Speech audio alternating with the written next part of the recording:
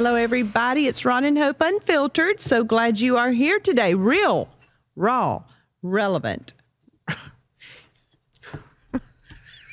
What are you doing, Ron? Thing wasn't turned on right. You know I like things to be in order. Okay. You always have an issue with your drink when we start out. I mean, you either have a big mug, a Yeti, your cup's not on properly. You want a different cup. I don't remember having You're any a little issues. bougie I don't remember having any issues. Container that your water is in. I come from a farming background. I'm like the least bougie person in the whole earth realm. Okay. But what are we talking about? I don't know what you want to talk about. You told me what we were talking about. And you said no. You said we got to do the 5 love languages, and I have to confess to everybody I forgot 2 of them, and you had to remind me. Okay, even if you read the book, stay around, because the book's. Why are we that book now? It's very old. But why are we going to talk about this? Because it's very important to know what your spouse or the person you're dating. It's important for me to love you your way. Yeah. And I'm gonna give a marriage conference thing about that. You know, when I came home. When I went out for your first birthday and prepared everything, and you walked in and said, "Is this my birthday or your birthday?" You remember that? Yes, because you made it all about you. But I learned a lesson that night. That was our first year being married, and actually I had never thought about that till that time. And we were married in the 90s. Let's tell them what you did. We're going to tell them a lot of things. We're going to tell them how you proved your love to me. It was my birthday. Okay. And then you come in and have it all sexy music going. You go too quick. You got to make this thing like on the bed. I'm like, dude, whose birthday is this? I had pulled out a couch bed. Yes. Remember the couch out of bed? Yes. In our little apartment, I had pulled it out. It was so sweet. It was my first time married, and she was having a birthday. He tried to do honeymoon on every occasion. Wait a minute. I learned when we were dating what birthdays meant to her. My family did not celebrate birthdays. I only remember one birthday party. It just wasn't a big deal. Had a great family, but we just didn't do birthdays. We were a Christmas family. I'm going to give you a Mickey Mouse birthday. I went through dating our Hope's first birthday, kind of treating it like the way we do. And that was really a huge mistake because I didn't know it was kill the fatted calf and better believe ring on a finger and birth month and everything else. So it ain't birthday, it's birth weeks, months, and it can continue all throughout the year. 35 years later. So I learned that the hard way. No, I've got that the first 6 months we were dating. No, you didn't. Yes, I Obviously, did. You didn't. That's when I had to learn it. 1987. 87 years ago. 1987, and your first birthday that I spent with you was January of 88. So that would have been when I learned my very difficult lesson. Yes. The hard way. Okay. So long and short of it is I later on through college did better. So by the time we got married, which was in 90. You was ready to celebrate. Yeah. So she had this day. She was in school. You was in school at Maryville College in Tennessee. And we were church planting. So I left the offices early that day and went back to the apartment and just thought I was being the best husband in the world. I cooked a meal. I pulled out, we didn't have a lot of bedrooms, so we had a bed in our couch. I pulled it out. Did I do rose petals? Yes. I don't remember doing like that, but anyway, I did. You thought it was a Valentine's. I did rose petals. I think I had on music. I bet you did. And what was that lady we always listened to? Giving you the best. What was her name? What was her name? God. I can't think of her name. And Freddie Jackson. Oh, Lord. You Are My Lady. You are my lady. That was the 2 we always pulled out on our little boom box that we had. Yeah. So I had the candles lit and everything was ready. So I remember, I don't know if I picked you up or what, but I remember I walked in with you. Okay, wait a minute. Those of you who are listening, the candles are lit. Freddie Jackson's playing. The rose petals are out. The bed is prepared. Yes. Does this sound like a freaking birthday present? Or does it sound like anniversary or a honeymoon? Ronald. Ronald. It was the best present I had to give you. Yourself. I didn't have no money, that's for sure. So I remember I can't remember details of where we matched up or where we met together, but we walked into the apartment that night and I had everything ready like that. And I remember you walked in and stood there and you weren't ugly. You didn't say nothing ugly, but you looked around and of course the room was set for things to come, of which were to come. And you said, is this my birthday or is this your birthday? And so without getting offended. No, you probably got offended. Without getting offended. Yeah, you got offended. Hope has a way of communicating through sarcasm. Underneath the sarcasm, there's a hint of truth that you need to receive. And so she got her message across. And I think ever since then, I've been probably the most bang-up birthday guy ever in the whole world. I do birthdays pretty good now. But I had to learn. Yep. So that's what we're talking about. Why did we tell you all that? Yeah. So why did I go through all that to get to this point? Not to be cliche, but the Bible says that we submit to one another in brotherly love. It's a mutual submission thing. Part of that mutual submission is learning that my love language may be different from their love language. And it is easy for me to love you my way. Mm-hmm, because it's natural. Yep. I love words of affirmation, and I love quality time. Now, you love quality time. I do. But I love affirmation, quality time, then touch, all that stuff. My gift giving is actually the bottom of mine. Hope knows, really, I don't even like surprises. Surprises make me anxious. I want to know, and then you get mad because I want to know. Hope loves to be surprised. Hope loves, it depends. If it's an expensive one, you want in on it. You want in on it.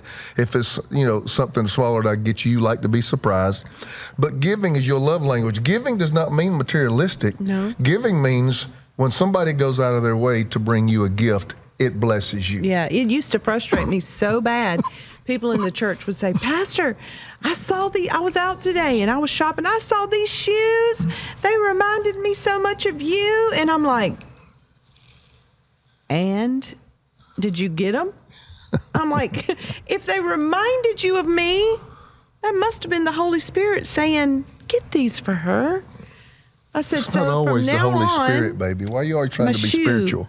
Is an 8. You're always trying to bring God into a gift. Come on. That would frustrate me. I saw these shoes that reminded me so much of you. Or I saw this shirt that reminded me of you. Well, that is probably one of the first lessons that you have to start learning out of the gate.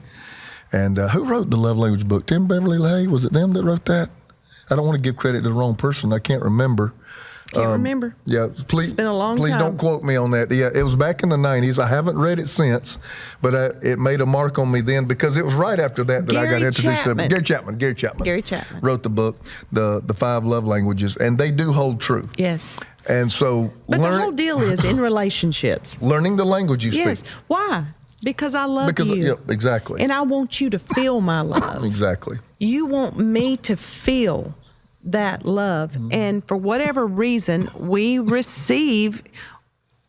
hear love differently. And so if you really want that person to know how much you love them, you got to say it the way that they hear it. That's the whole So mine's goal. Words of affirmation. What is easy for me to do to you? Because I do it all day. Yes. He talks all day. His is words of affirmation. So he talks to me all day and says, you look amazing. You look amazing. You're the most beautiful woman I've ever seen. Oh, I wouldn't want to be married to anybody else. 30-some years into it. Yep. I still do it. Just over well, you and receive over and from oh yeah, that. I love it. I love to hear it. It fills your tank, but it's not your language, so to speak. So, but I come walking in, well, I got you a little something, babe. I thought this was cute and it looked like you. Oh, light up, don't yeah, it? exactly right, because that's your language. Me, I know this is going to sound so boring. Give me a time with no phone and no TV and you in a room beside a fireplace. I'm good. And the couch bed pulled out? No, I've moved on. I've moved on. You've moved on. You've become more mature in your love. I've moved on from that because no need putting efforts into futile things. futile things. I've learned to put my investment where there's a return. And there's not a good return in that. Ron Carpenter. If you came in and I had the couch pulled out now, I'd you'd be look like, at me. boy, please, what are you doing? I'd say get the vacuum out. But I will take you to a cheap hotel every once in a while. Ron Carpenter. You remember that? I do. That's always a good thing to do. You are skanky. Let me tell you something. Don't always take them to nice hotels. Every once in a Ron. while, you got to pull in the Red Roof Inn. No, you do not. Yes, you do. Holiday Inn maybe, but no Red Roofs. Red Roof Inn, where you have to take the sheets and inspect them with a light, before you get on them. No, we That's are healthy. not doing That is that. healthy. That is not healthy. This is real, raw, and relevant, and I'm trying to tell the people the things that you really enjoy. Well, we're going to take a break right here. You can't go from this to noon. I want to slap you. You can't go in from this to noon. We need to keep rolling. You said the Red Roof Inn. Oh, my God. Wasn't there one of them in Ron. Greenville? Is one of them? No, I'm not giving you a high five. Why are you blushing? I'm not blushing. Yes, you are. You're flushed. No, I'm not. I sold you out publicly. Oh, my God. No, you talking about your own self. We're riding down the interstate, and if you see a Motel 6. Oh, yeah. Okay, guys. And Sizzler. That's a lie. A Sizzler? Motel 6 and a Ew. Sizzler. No. Take you back to your roots. Don't ever get above your raisin. That is not my roots. My roots would be Ryan's. Y'all don't remember Ryan's Steakhouse? Sizzler put them out of business. We need to move on. We're not getting anywhere. Go ahead. Oh, God. Well, we have to do a shout out to our sponsor, Noom. We love Noom. Yes, and I'm so grateful to report I've lost about 10 pounds. Thank you. Thank you, Noom. All right, wait a minute. Here's my love language. And what I tell you this morning. I said, I could tell you lost weight, and I said, it looked amazing. You did. Damn. You did. But she wanted balloons. Go ahead. A bracelet. Can you give me a bracelet to tell me how much you love that I've lost weight? But eating, Can you tell my wrist is smaller? Eating is a huge, huge, huge thing to overcome because sometimes we eat when we're bored. We can't pass up food if it's free. Have you ever been to those people that go to a buffet and it's free, all you can eat, so it makes you feel like you need to eat more and more and more? If the answer is yes, don't stress. Noom Weight can help you break that cycle and change your habits for the good. Listen, we all have different triggers when it comes to food. Some people eat when they're bored. Some eat when it's free. Some eat when they're depressed.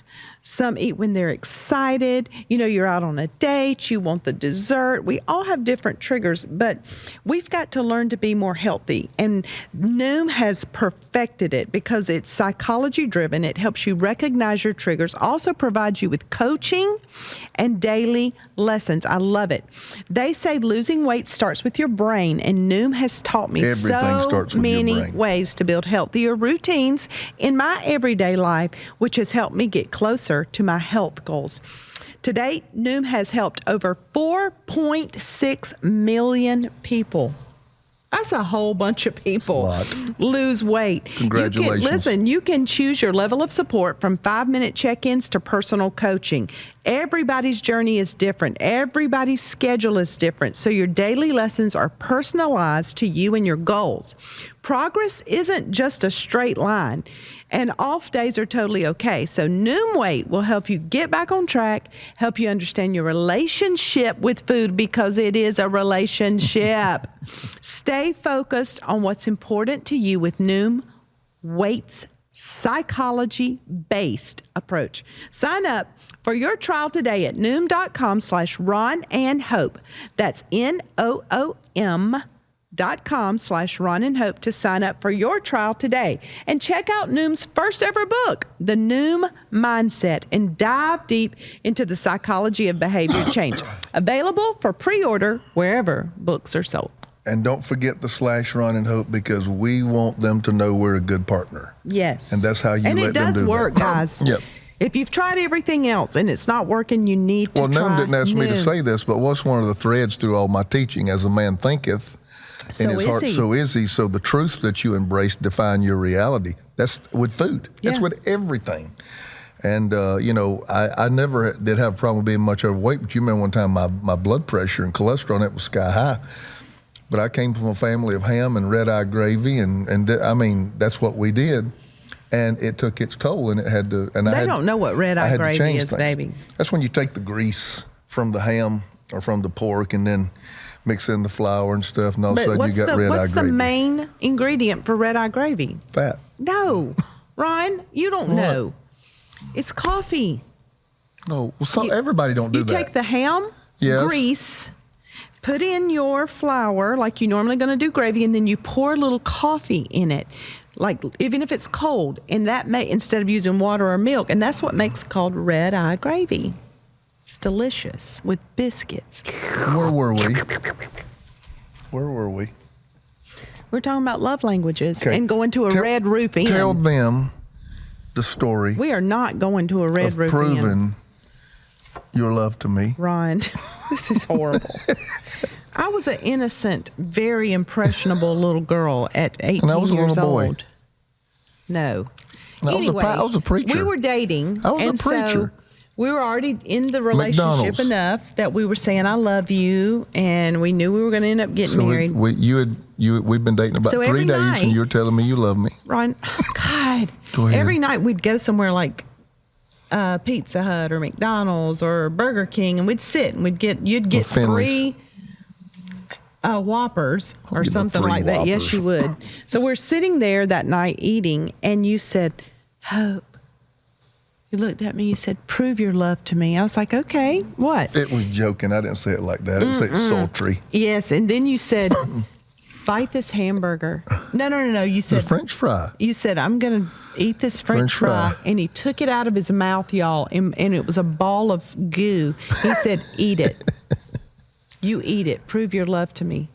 And I was like, oh, God. Oh, but I got to do it. And so I put it in my mouth and I ate it. And then I said, okay, here. I ate some hamburger and I pulled it out. I said, prove your love to me. And Ron, you said, I can't. He said, Hope, I can't do it. He said, I love you, but I can't do it. I said, I hate you, Ron. I just did this. I ate this nasty, gooey, slimy French fry mess, and you won't do it. Man, we had great years dating, didn't we? They were fun. Wouldn't change them for nothing. Love languages. Let's go through the 5. Let's go through and help me because, like I said, it's been a while. But they are words of affirmation, quality time, physical touch, gift giving, and acts of service. Yes. Correct? Rate those for you. Okay, gift giving's number 1. Quality time would be number 2. I'd say that. Service, I think, would be. Acts of service would be number 3. Yep. Just top 3. Yep, I would say that for you. Yes. So, what about you? No, we're going to do you first. Oh, you do Lord. Okay?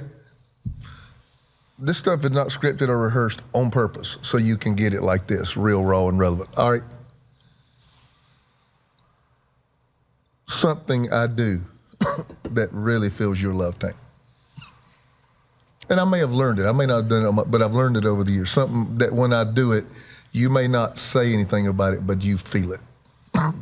When we go on trips together, just anywhere, like we'll go to Tahoe or we'll go to Vegas or we'll go to Monterey or we'll go to Florida or just we'll go on trips together and spend time together.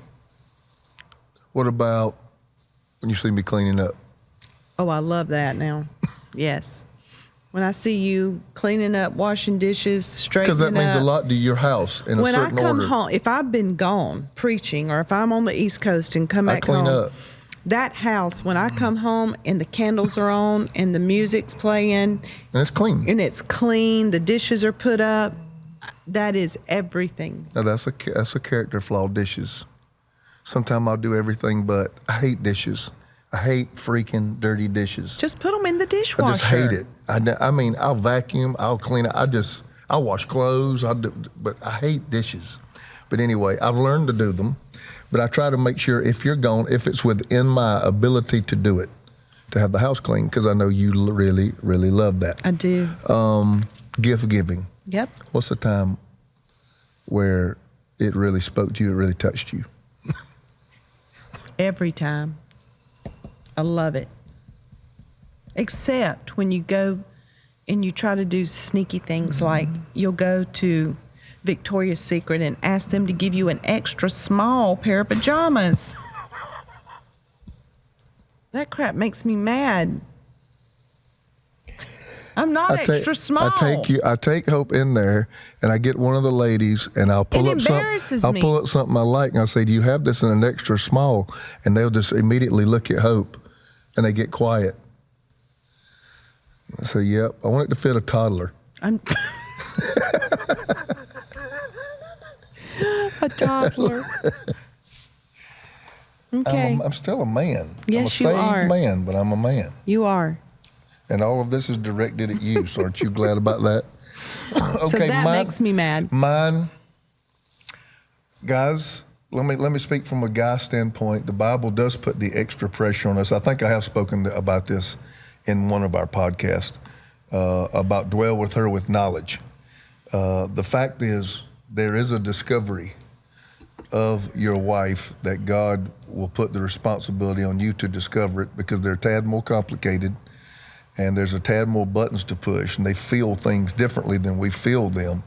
And so I did have to learn that, and I learned it all the way back at that first birthday. I remember that vividly. I remember the first birthday, I didn't do a whole lot. We were dating, and it hurt your feelings. And I didn't get it. I didn't understand it. And you had to talk to me about it. And then the first time that I meant to do something, because I knew you liked it, but I did it my way. So this is learning, and this is evolving to understand. To say I love you is actually getting me out of my natural comfort zone. And then I'm having to be intentional, because we have a couple of ways we're the same way. Mm-hmm. I hear it through acts of service. When you cook. You love that. When you cook, how many times will I sit there? I mean, and she's been cooking for me for 30-something years, but I'll sit there and I try to always say, "Baby, thank you. That was amazing." And while you're eating it, you'll say, "I'd rather have this than anything restaurant has to offer." I get so tired eating at hotel restaurants and being on the road and this and that and the other. When I come home and you got that meatloaf and mashed potatoes, come on. Cabbage, cornbread. Sometimes a little bit of fried squash. Shake. Yeah, a little bit of fried squash.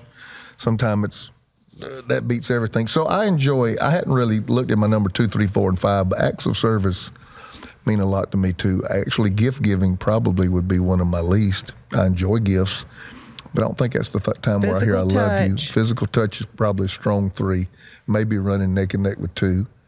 I like touch. I told people I like your hand on my face. Why do I like that? I don't know. I like your hand on my face. You like to hold hands. I like to hold hands, but you're starting to like that. In the morning, you want to hug. Mm-hmm. Physical touch. Yep. I like to hug, and I like you to have big, thick pajamas on. Size extra small. When we hug. But listen, this is key. You don't just know these. You don't just know it. You have to talk. It's a journey. You have to sit and say, "What do I do that says I love you? What could I do that would say I love you?" How do you hear it? You got to sit down and talk to your spouse, to the person you're dating, so that you'll know how to say it correctly. Our vacation spot, which is, now that we live on the West Coast, is very short from here, is Cabo, Mexico. And there's some bathing suits that you wear that I hear I love you very Ron, we are not talking about loudly. This. Y'all, see what I deal with? Very loudly. See what I deal with? Yep. Okay, move on. So I hear it like somebody speaking in a speaker. And you come out in that. And then there's some bathing suits that you own that say grandma, and I hate those. I love them. I hate those. I hate those. I never thought I'd ever have a wife wear one with a skirt on it. You never thought we'd be here? No. Never thought anybody wear one with a skirt. That's my holiness bathing suit. There was somewhere with this thing I wanted to go, and it slipped my mind a minute ago. Yeah, because you got to talk about Red Roof Inn and bathing suits. Yeah, it does distract me a lot. You need help. No, I don't. It's very healthy, actually, to talk that way about your wife when you've been around them for going on 4 decades. That's right. Very healthy. So, as the Bible talks about mutual submission, submitting to one another in love, I think at the beginning, there's a little bit of crucifying of self that has to go on, and nobody talks about crucifixion of flesh and crucifixion of self and dying. Those are not popular topics in church realm anymore. But my dad always told me, I'll never forget it. He said, son, he said, the Bible says to take up your cross and follow him. And he said, a cross only has one thing. He said, it's to die on. He said, it's to die on. And there's some people that they love selfishly. They're going to love their way. They're going to love how they feel it, and they're going to love how they see it. And what they don't understand is what a selfish act that is, not to intentionally communicate with, not to intentionally go on the journey to find out. And that person may have not even known. Right. You know, but when I met you when I went to your first birthday, you hadn't read the 5 love languages. No. You know, we were in college. You may not even know what it was, but you did know that the fact that I did hardly nothing did not move you at all. And so this was a thing, and I had to learn to become intentional. I don't really enjoy going shopping by myself. But the fact is, you know, I know that there's some surprises that you're going to get for Christmas coming up. So I had to take a couple of days and go out and do it by myself. And the reason is because I love you, not because I enjoyed it, but because I love you. Because you want me to have some prizes. I want you to have some prizes when you get there on Christmas morning. But here again, intentionalize it. Intentionalize horrible traffic. Intentionalize, this got to be one of the biggest malls in the world here, and it's packed with people. But that's how you hear, I love you. And I have to learn that, and I have to crucify everything in Ron Carpenter that wants to just keep doing it my way. You know, love gives. Love And by its giving is very sacrificial. nature is giving. Right. God so loved that he gave. If you don't give, don't tell me you love, because I don't believe you. And if it's not a sacrifice in it, God so loved that he gave, and he gave his best part. He gave his only son. He gave his everything he had. So when I say I love you, when I say I love my children, when I say I love my friends, you know, it's not even about just marriage. It's love. When you love people, you will sacrifice. It will cost you. You will be inconvenienced. Nothing is easy. You will have to get uncomfortable in love.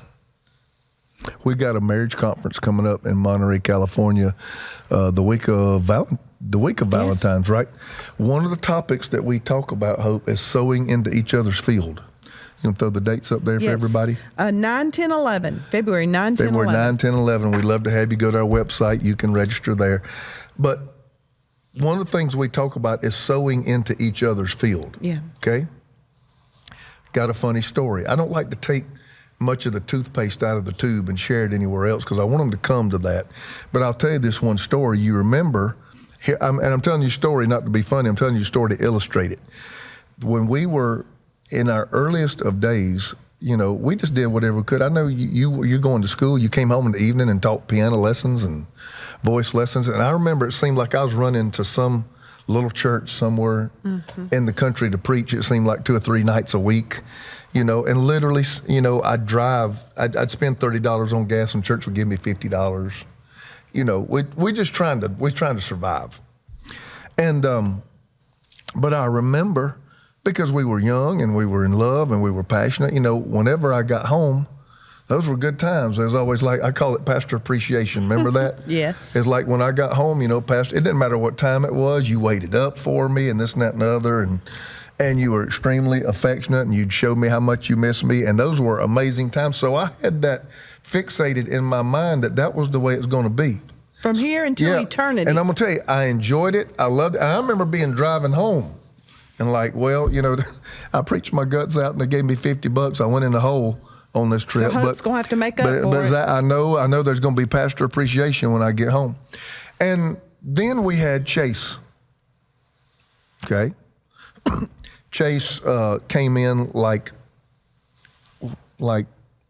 I don't cruise even know missile. the word to put on it. A cruise missile with nuclear capabilities. You know how most people have named their children little nicknames like, oh, little Judah Bear. You know what his name was? Chasenator. Chasenator, The yeah. Chasenator. He never slept, and he was not an easy baby. And I mean, I remember the time we looked across the bed when he was in the middle fighting and throwing his fist and crying. We said, what have we done? And he was only a few months old, and me and you just looked at each We're other like, what have we created? Yeah, what have we done? And so long and short of it, he wore you out. Yeah. I mean, he wore you out. And I was still having to go. We didn't have any insurance or anything, so I was still having to go out. And I got these bills and preach. And I remember basically one of the first times after, we'd recuperated, you had gotten well. We'd gotten a little bit used to having a baby in our tiny little home. And I went out and preached again. So I'm driving home. What am I thinking? Pastor appreciation. Pastor appreciation. Okay. So I get back to our house, that little yellow house that we lived in. Not what I think, 890 square foot or something like that. Tiny little house. And I got back to the house. You didn't meet me at the door. Mm-mm. Okay. I had like a briefcase or a satchel or something. And I think I had like a change of clothes bag because I didn't want to drive in my suit. And I had them. And I remember I'm just sitting there. I got Daddy's home. The TV was running with like Barney playing on it. Toys everywhere. Oh, it wasn't that bad. Baby, it was bad. I remember, like swings sitting over here. I remember several folded up diapers. You put them in a ball and set them there, and you just take care of the kid, and I'll come back and get the diaper later. I remember bottles were sitting up in the sink, and I remember, just stuff on the floor. It looked like there had been a war fought that day between you and Chase. And probably was. I took the satchel, and I remember I dropped them. Ooh, that was sweet. Yeah, to let you know, wait a minute now, Daddy's home. Oh, that was sweet. Daddy's home. So, I've been gone. I'm thinking I'm tired, and I'm thinking you wanting to see me just as bad as I'm wanting to see you, and that nothing's changed. But here again, I had to learn to be intentional. When I dropped them, nothing happened. So I remember going and seeing that you had gotten Chase to sleep, and I looked at you, and you were laying diagonally across the bed with all of your clothes on, and I'm going to tell them to go. I remember your face. I looked at it, and I told somebody it looked like your face was sliding off, and you literally drooling. That's good. That's a you good look like, sleep. I mean, TV's right. Like you just fell across the bed and said, I'll deal with the whole world later. Okay. And that was my attitude. And that was the way that I came with it that night. And I was aggravated. And Hope, you need a man that listens to the Holy Spirit, don't you? Yes. Because God spoke to me just as clear, and he didn't say theist and thouest and wouldest, and he didn't speak in King James language. He said, run, clean up this house. Thank you, Father God. Now, we're talking, I can't remember the exact, but I remember it was midnight, 12:30, maybe 1 o'clock in the morning, because I would take those trips 2.5, 3 hours out in the country. Well, I should have been asleep at that time. And I remember sitting there looking at this colossal mess, and I've been gone all day. Like, God, are you serious? And he's like, clean up this house. And I remember I went and changed my clothes, put on my sweats and put on my T-shirt, and I remember vacuuming. I remember washing dishes and putting the bottles up, steaming them, doing everything they need to do to be clean. I remember picking up diapers, taking out trash. I remember all this stuff I was doing. And if I remember right, I got in bed when it was just about sunrise. It couldn't have been that long because Chase didn't sleep that long. Like I said, the details failed me, but I remember it was close to morning. So anyway, and it was real early in the morning, and I just went and laid down in the bed. You were sleeping. And you may have gotten up with him a time or two, I don't know, but you were sleeping at that point. And I remember probably being in bed about an hour, maybe 5 to 6, something like that. And you turned over and you tapped me. You woke me up and you said, did you clean this house? And I told everybody, I said, that's the point where I have to milk it a little bit. I was like, yeah. Yeah. I did. Yeah. And it dawned on me at that moment, I had spoken your language. You heard, I love you. You didn't hear I love you by me wanting to be intimate. You heard I love you, that I went around to every one of those areas which you normally and traditionally would have taken care of those. Mm-hmm. And I stepped out of my zone and I stepped into your world and did it so you wouldn't have to. Yeah. That did something, and because you had to be exhausted. Yeah. But you turned over, and I told him, I said, after I spoke your language, you turned around and spoke mine. Right. Why? Because me initiating that shifted something in you. When I spoke your language, you easily speak mine. That's mutual submission. Mutual. Some of you say, well, I want her to love me back. Well, have you loved her way? Come on, preach. Okay? And, you know, I love them, but I don't feel like they love me. Yeah. You need to target, how am I loving them? Because so many times we're saying I love you with our love language that they don't hear. And we're staying stuck in the same cycles and conflict.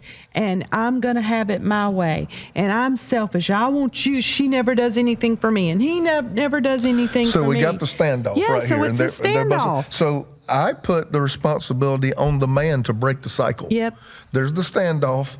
And, you know, I was telling you, I talked to somebody on the phone the other day, and marriage was a wreck. I mean, it was dangling by a thread. And I just hit the man, and I told him bottom line, I said, if this is going to make it, it's going to be up to you. I said, if she's going to get healed, it's going to be up to you. Yeah. I said, if you're going to come out of your anger and depression, it's going to be up to you. And I went, and the person just said, because it's true. And we talked to them not too long ago, and things were changing. Yeah. But I just manned up and said, this is your responsibility. Man of the house. Yes. And so, you know, we like to beat our chest and be the priest of the house and this and that and other. But the fact is, we have priestly responsibilities. And if there is ever, well, you don't, well, you don't ever, and well, you don't, well, somebody's going to have to break that. It. It's going to have to break because it just keeps rolling. Yes. And it's a cycle of blame, and it's a cycle of victim, and it's a cycle of woe is me. Somebody's going to have to say, I am going to serve you, and I'm going to love you your way, even if it means sacrifice on my part. Yeah, and it will always require sacrifice Always. on your part, because Jesus is our example. But can I tell you something? It was intentional for a while. Then it becomes normal. Then it becomes natural. Because I love you so much, and I know I am so acquainted with what moves you, I'm moved to do it. Yeah. Without it being a crucifixion and crucifying my flesh. I want to do that. Yeah. I get, sometimes you have to make me quit spending because I get great satisfaction. And I'm like, I want to do something. You're like, I didn't come to the mall. I just want to look at Christmas trees and drink a cup of coffee and hold your hand. But I'm wanting to do something for you, you know, because I know that that's your language. Okay. I don't know if we've helped anybody today. Do you think we help anybody when we get crazy like this? Dave's been a little crazy. This right here, if you'll implement this in your relationships, it changes everything. We can't lay hands on you and make this happen. No, this is just a decision. choice. It's a decision. It's a choice. It's a decision that you make. So good, Ron. Life is choice driven, and these decisions can change things. in a day. Yeah. And Start we'd changing love for things you in a day. guys to come get more information at the marriage conference. Oh, so good. In Monterey, I've California. been to a bunch of them. I'm not going to lie, because we've invested over 2 decades in this. It's one of the best packaged marriage conferences We only have I've ever been room, to. I heard, for about 80 more couples. So 80 couples, and it's filled up. So It's a total of 350, 400 couples. I think it's about 400 couples. About 400 couples, and we got room for 80 more. We would love for that to be you. Don't matter where you live or where you come from. Fly on in. Drive. It's a Be with beautiful, us. beautiful area in California, and I think you will leave. It'll change things, and you'll say it's a great investment that you have made. Listen, if you've liked this podcast, go listen to all of them, but be sure to subscribe to our podcast. Subscribe. Push the button. Subscribe so that they can be delivered to you every Thursday. And then if you're watching on YouTube, please be sure to like and share. Like and share. You hear me? What did I say? Like and share. That really helps us if you do that. We love you so much. Until next time, Ron and Hope Unfiltered. God Real, bless you raw, guys. relevant.